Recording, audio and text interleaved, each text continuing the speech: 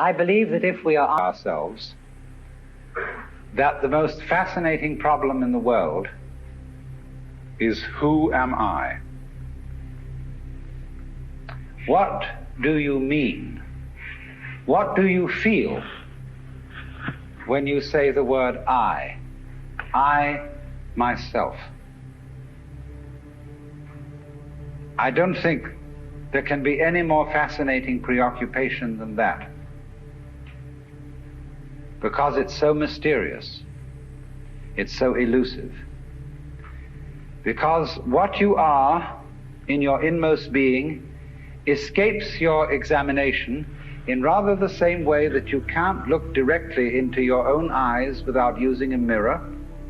You can't bite your own teeth. You can't taste your own tongue. And you can't touch the tip of this finger with the tip of this finger. And that's why there's always an element of profound mystery in the problem of who we are.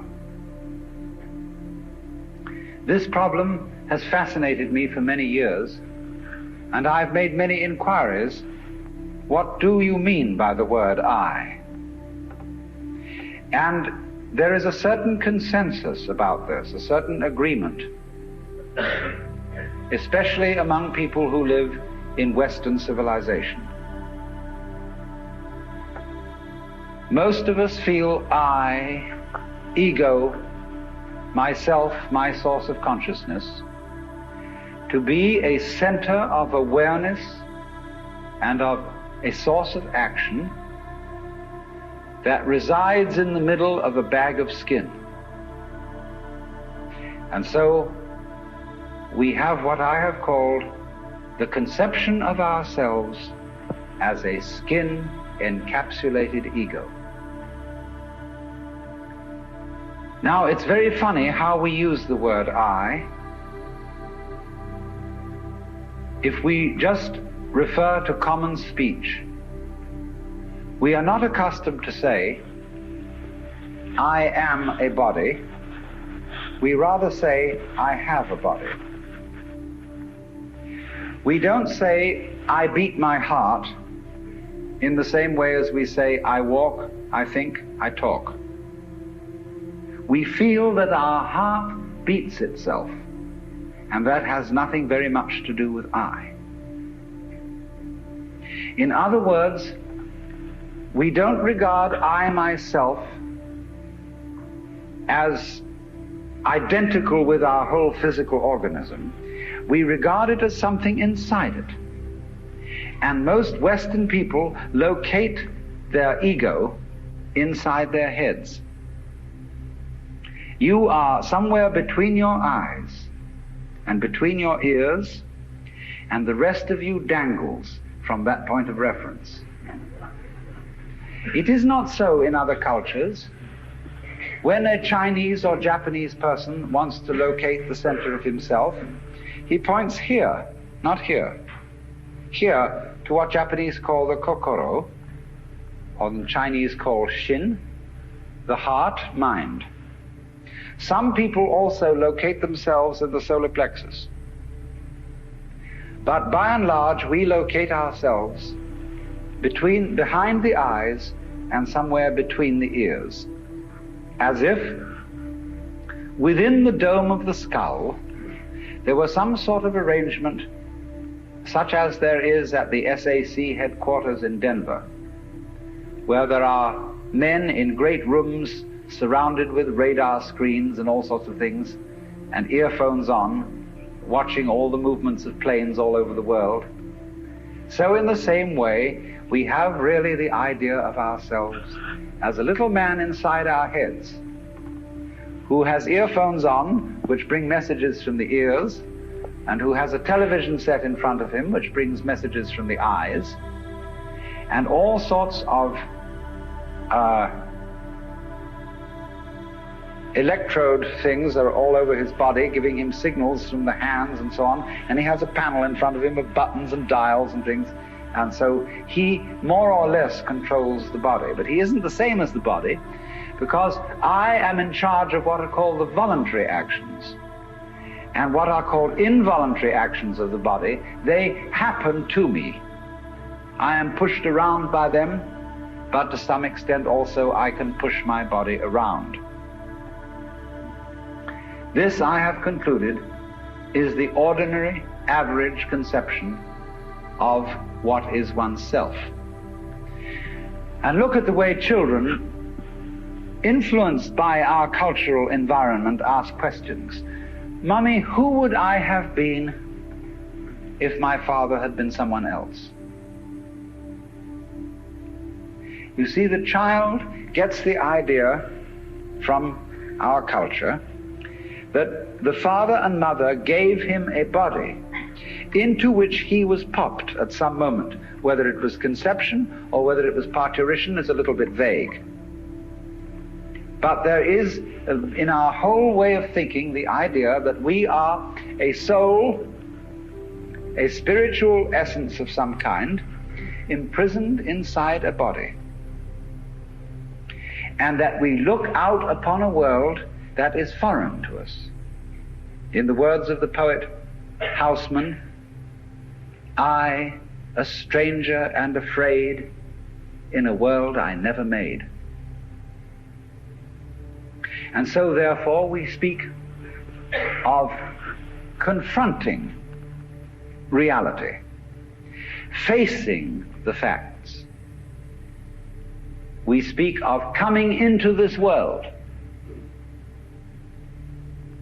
And this whole sensation that we are brought up to have of being an island of consciousness locked up in a bag of skin, facing outside us a world that is profoundly alien to us in the sense that what is outside me is not me. This sets up a fundamental sensation of hostility and estrangement between ourselves and the so-called external world. And therefore, we go on to talk about the conquest of nature, the conquest of space, and view ourselves in a kind of battle array towards the world outside us. I shall have much more to say about that in the second lecture. But in the first now, I want to examine the strange feeling of being an isolated self. Now, actually, it is absolutely absurd to say that we came into this world. We didn't. We came out of it.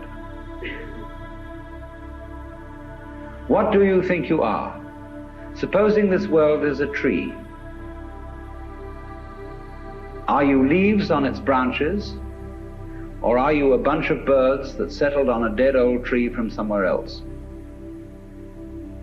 Surely, everything that we know about living organisms from the standpoint of the sciences shows us that we grow out of this world, that we, each one of us, are what you might call symptoms of the state of the universe as a whole. But you see, that is not part of our common sense. Western man has for many centuries been under the influence of two great myths. When I use the word myth, I don't necessarily mean falsehood. To me, the word myth signifies a great idea in terms of which man tries to make sense of the world. It may be an idea, it may be an image. Now, the two images which have most profoundly influenced Western man are, number one, the image of the world as an artifact, like a carpenter's table or a jar made by a potter. Indeed, in the book of Genesis, there comes the idea that man was originally a clay figurine made out of the earth by the Lord God, who then breathed into this clay figurine and gave it life. And the whole of Western thought is profoundly influenced through and through and through by the idea that all things, all events, all people, all mountains, all stars, all flowers, all grasshoppers, all worms, everything are artifacts. They have been made. And it is therefore natural for a Western child to say to its mother, "How was I made?" That would be quite an unnatural question for a Chinese child, because the Chinese do not think of nature as something made. They look upon it as something that grows, and the two processes are quite different. When you make something, you put it together, you assemble parts, or you carve an image out of wood or stone, working from the outside to the inside. But when you watch something grow, it works in an entirely different way. It doesn't assemble parts. It expands from within and gradually complicates itself, expanding outwards, like a bud blossoming, like a seed turning into a plant. But behind our whole thought in the West is the idea that the world is an artifact, that it is put together by a celestial architect, carpenter, and artist, who therefore knows how it was done. When I was a little boy, and I asked many questions which my mother couldn't answer, she used to resort in desperation to saying, "My dear, there are some things that we are not meant to know." And I said, "Well, will we ever find out?" And she said, "Yes, when we die and we go to heaven, it will all be made clear." And I used to think that on wet afternoons in heaven, we would all sit around the throne of grace and say to the Lord God, "Now, just why did you do it this way? And how did you manage it that?" And he would explain it and make it all very clear. All questions would be answered. Because as we have popularly, in popular theology, understood the Lord God, he is the mastermind who knows everything. And if you ask the Lord God exactly how high is Mount Whitney, nearest millimeter, he would know exactly like that and would tell you. Any question, the Cosmic Encyclopedia Britannica.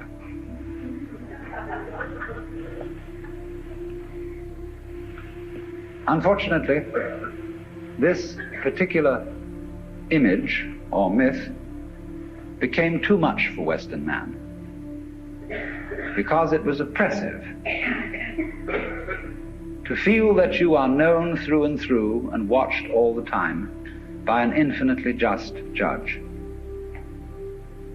I have a friend, a very enlightened woman. She's a Catholic convert, but a very enlightened Catholic. And in her bathroom, she has on the pipe that connects the tank with the toilet seat a little framed picture of an eye. And underneath in Gothic letters is written, "Thou God seest me." Everywhere is this eye watching, and judging you, so that you always feel you're never really by yourself. But the old gentleman is observing you and writing notes in his black book.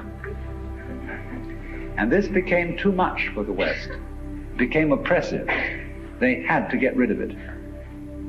And so instead, we got another myth, the myth of the purely mechanical universe. This was invented at the end of the 18th century, became increasingly fashionable throughout the course of the 19th century and well into the 20th century, so that it is today's common sense. Very few people today really believe in God in the old sense. They say they do, but they really hope there is a God. They don't really have faith in God. They fervently wish that there was one and feel that they ought to believe that there is. But the idea of the universe being ruled by that marvelous old gentleman is no longer plausible. It isn't that anybody's disproved it, but it just somehow doesn't go with the vast infinitude of galaxies and the immense light-year distances between them and so on. So instead, it has become fashionable, and it is nothing more than a fashion, to believe that the universe is dumb, stupid, that intelligence, values, love, and fine feelings reside only within the bag of the human epidermis, and that outside that, the thing is simply a kind of a chaotic, stupid interaction of blind forces.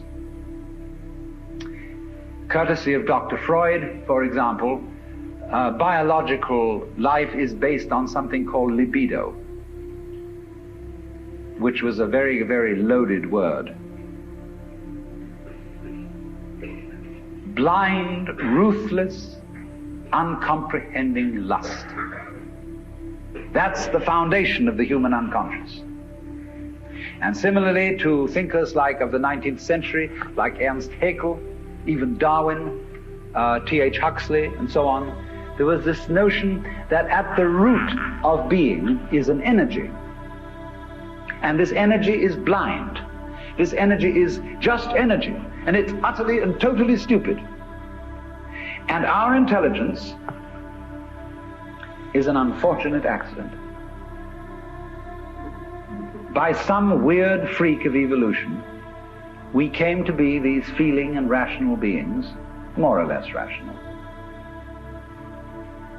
And this is a ghastly mistake, because here we are in a universe that has nothing in common with us, doesn't share our feelings, has no real interest in us. We're just a sort of cosmic fluke.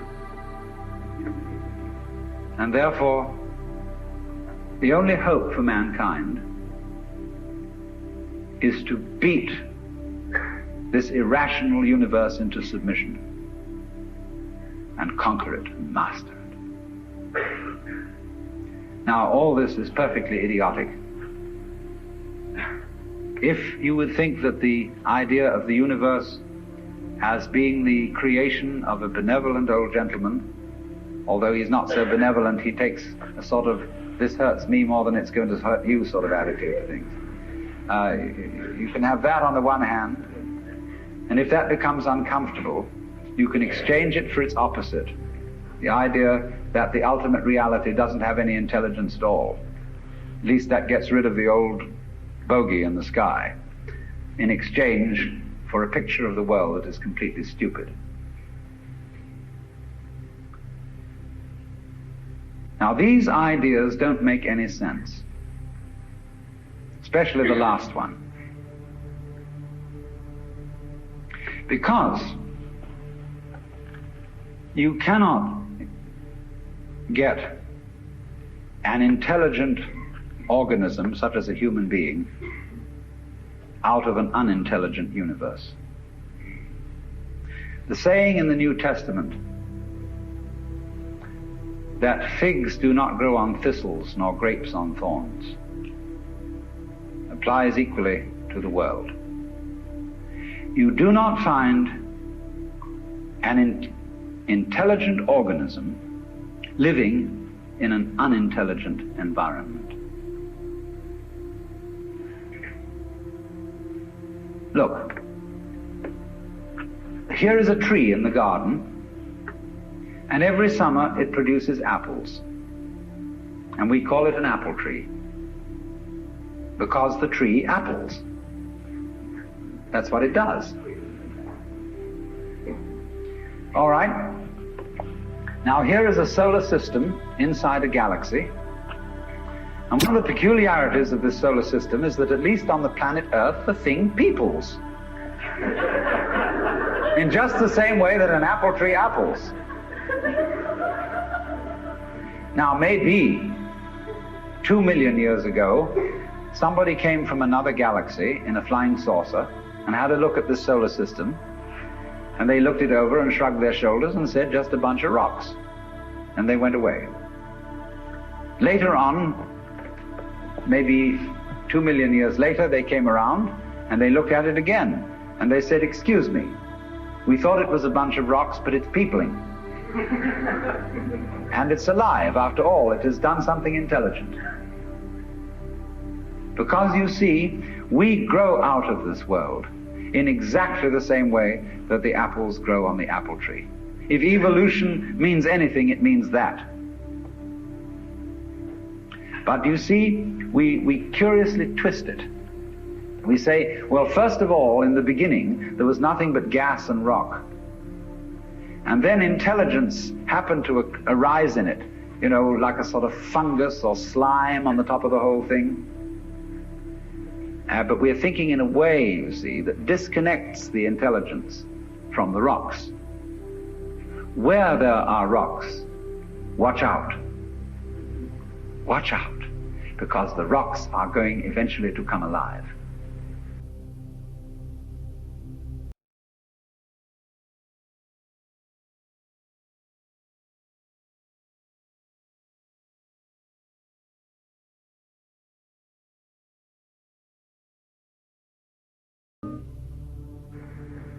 Where there are rocks, watch out. Watch out, because the rocks are going eventually to come alive. And they're going to have people crawling over them. It's only a matter of time. Just in the same way as the seed, the acorn, is eventually going to turn into the oak, because it has the potentiality of that within it. Rocks are not dead. You see, it depends on what kind of attitude you want to take to the world. If you want to put the world down, you say, oh, well, fundamentally it's only just a lot of geology. It's a stupidity. And it so happens that a kind of a freak comes up in it which we call consciousness.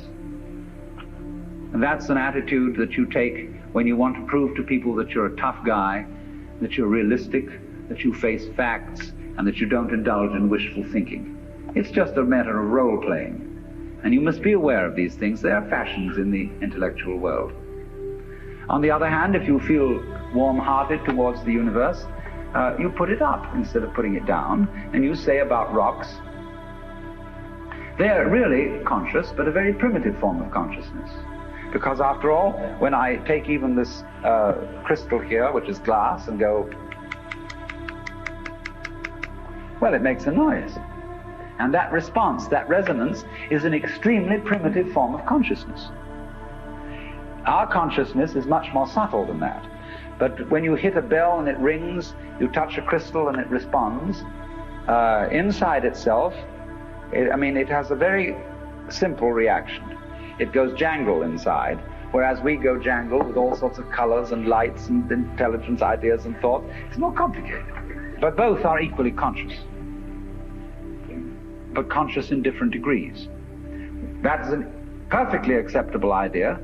It's just the opposite of the idea. See, all I'm saying is that minerals are a rudimentary form of consciousness, whereas the other people are saying that consciousness is a complicated form of minerals. You see, what they want to do is to say everything is kind of bleh. Whereas what I want to say is, hooray, life is a good show. Now then, as we study man or any other living organism and try and describe him accurately and scientifically,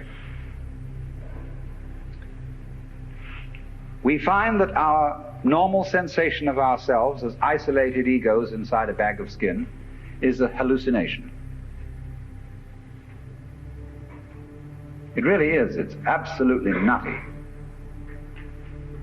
Because when you describe human behavior, or the behavior of a mouse or a rat or a chicken or anything you want to describe, you find that as you try to describe its behavior accurately,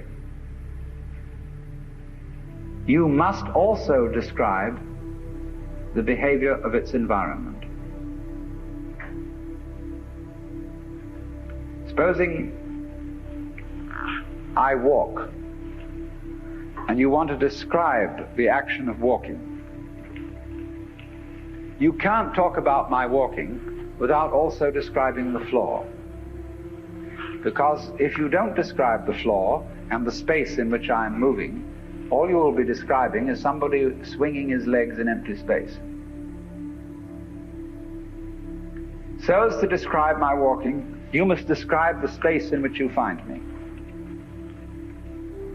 You know, you couldn't see me unless you could also see my background, what stands behind me.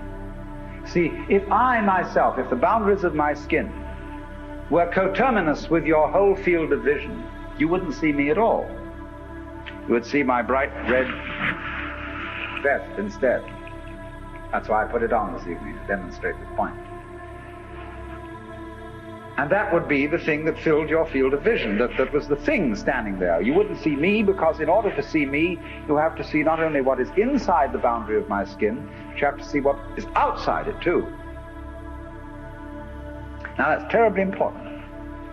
Really, the fundamental, ultimate mystery, the only thing you need to know to understand the deepest metaphysical secrets, is this: that for every outside there is an inside, and for every inside there is an outside. And although they are different, they go together. There is, in other words, a secret conspiracy between all insides and all outsides, and the conspiracy is this: to look as different as possible and yet underneath to be identical, because you don't find one without the other. Like Tweedledum and Tweedledee agreed to have a battle. Note that, agreed. So there is a secret. What is esoteric, what is profound, and what is deep is what we will call the implicit. What is obvious and on the open is what we will call the explicit. And I and my environment, you and your environment, are explicitly as different could be. But implicitly, you go together. And this is discovered by the scientist when he tries, as the whole art of science is to describe what happens exactly. And when he describes exactly what you do, he finds out that your behavior is not something that can be separated from the behavior of the world around you. He realizes then that you are something that the whole world is doing. Just as when the sea has waves on it, all right, the sea, the ocean is waving. And so each one of us is a waving of the whole cosmos, the entire works, all there is. And with each one of us, it's waving and saying, "Yoo-hoo, here I am." Only it does it differently each time, because variety is the spice of life. But you see, the funny thing is, we haven't been brought up to feel that way. Instead of feeling that we, each one of us, are something that the whole realm of being is doing, we feel that we are something that has come into the whole realm of being as a stranger. When we were born, we don't really know where we came from, because we don't remember. And we think when we die, that's just going to be that. Some people console themselves with the idea that they're going to heaven, or that they're going to be reincarnated, or they're going to Summerland or something, you know. People don't really believe that. But for most people it's plausible. The real thing that haunts them is that when they die, they're going to sleep and never going to wake up. They're going to be locked up in the safe deposit box of darkness forever. But that all depends, you see, upon a false notion of what is oneself. Now, the reason why we have this false notion of ourselves is, as far as I can understand it, that we have specialized in one particular kind of consciousness. Being very general and rough, we have two kinds of consciousness. One I will call the spotlight, and the other the floodlight. The spotlight is what we call conscious attention. And that is trained into us from childhood as the most valuable form of consciousness. When the teacher in class says, "Pay attention," everybody stares and looks fast at the teacher like that. That's spotlight consciousness. Fixing your mind on one thing at a time. Concentrate. And even though you may not be able to have a very long attention span, nevertheless you concentrate. You use your spotlight, one thing after another, one thing after another, flip, flip, flip, flip, flip, flip, flip, flip, like that. But we also have another kind of consciousness, which I'll call the floodlight. For example, you can drive your car for several miles with a friend sitting next to you, and your spotlight consciousness will be completely absorbed in talking to your friend. Nevertheless, your floodlight consciousness will manage the driving of the car, will notice all the stoplights, the other idiots on the road, and so on, and you'll get there safely, without even thinking about it. But our culture has taught us to specialize in spotlight consciousness and to identify ourselves with that form of consciousness alone. I am my spotlight consciousness. My conscious attention, that is my ego, that is me. And very largely we ignore the floodlight. Now the floodlight consciousness is working all the time. Every nerve end that we have is its instrument. You know, you can go out to luncheon or something and you sit next to Mrs. So-and-so, and you go home and your wife says to you, "Was Mrs. So-and-so there?" "Yes, I sat next to her." "Well, what was she wearing?" "Well, I haven't the faintest idea." You saw, but you didn't notice.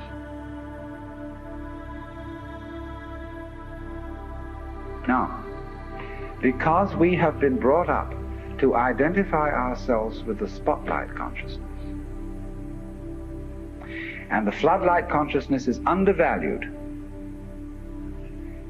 we have this sensation of ourselves as being just the spotlight, just the ego that looks and attends to this and that and the other. And so we ignore and are unaware of the vast, vast extent of our being. People who by various methods become fully aware of their floodlight consciousness have what is called a mystical experience, or a cosmic consciousness, or what the Buddhists call bodhi, awakening.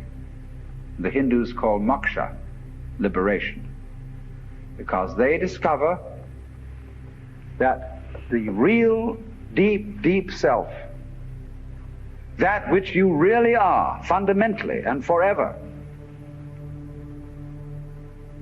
is the whole of being. All that there is, the works, that's you. Only that universal self that is you has the capacity to focus itself at ever so many different here and nows. So when you use the word I, this, as William James said, is really a word of position, like this or here. Just as a sun or star has many rays, so the whole cosmos expresses itself in you, in you, in you, in you, in you, with all the different variations. It plays games. It plays the John Doe game, the Mary Smith game. It plays the beetle game, the butterfly game, the bird game, the pigeon game, the fish game, the star game. Just like these are games that differ from each other, just like backgammon, whist, bridge, poker, pinochle, or like waltz, mazurka, minuet, and so on. It dances with infinite variety. But every single dance that it does, that is to say, you is what the whole thing is doing. But you see, we forget it. We don't know. We've been brought up in a special way so that we are unaware of the connection, unaware that each one of us is the works, playing it this way for a while. And so we have been taught to dread death, as if that were the end of the show. It won't happen anymore. And therefore to be afraid of all the things that might bring about death, pain, sickness, suffering. And if you don't know, you see, if you're not really vividly aware of the fact that you are basically the works, you have no real joy in life. You're just a bundle of anxiety mixed up with guilt. Because you see, when we bring children into the world, we play awful games with them. Instead of saying, "How do you do? Welcome to the human race. Now, my dear, we are playing some very complicated games. And these are the rules of the game we're playing. I want you to understand them, and then you learn them, and then when you get a little bit older, you may be able to think up some better rules." Instead of being quite direct with our children, instead we say, "You're here on probation, you understand that? And maybe when you grow up a bit, you'll be acceptable. But until then, you should be seen and not heard. You're a mess. And you've got to be educated and schooled and whipped until you're human." So that these attitudes, which are inculcated into us in infancy, go on into old age. The way you start out is liable to be the way you finish. So people going around fundamentally feeling that they don't belong, because their parents said to them in the first place, "Look, you don't really belong here. You're here on sufferance. You're on probation. You're not a human being yet." And people feel this right on into old age. And so they figure that the universe is presided over by this awful kind of God the Father parent, who, yes, has our best interest at heart, is loving, but who spares the rod spoils the child. Whom the Lord loveth, he chastens. So everybody's sort of, when's it going to hit next? So don't feel that they belong. So we get this ghastly, what I call Christian ego. It's a little bit Jewish too.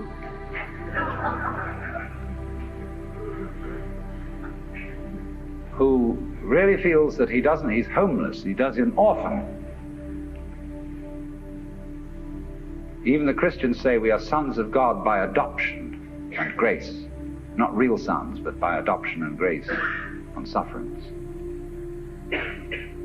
And so comes this sensation, you see, so characteristic of Western man and indeed of all highly civilized people, of being a stranger in the earth, a momentary flash of consciousness between two eternal blacknesses.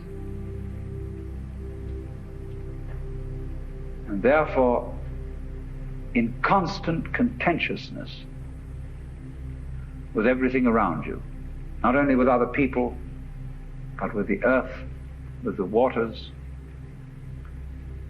and the symbol of it all in our culture is the bulldozer.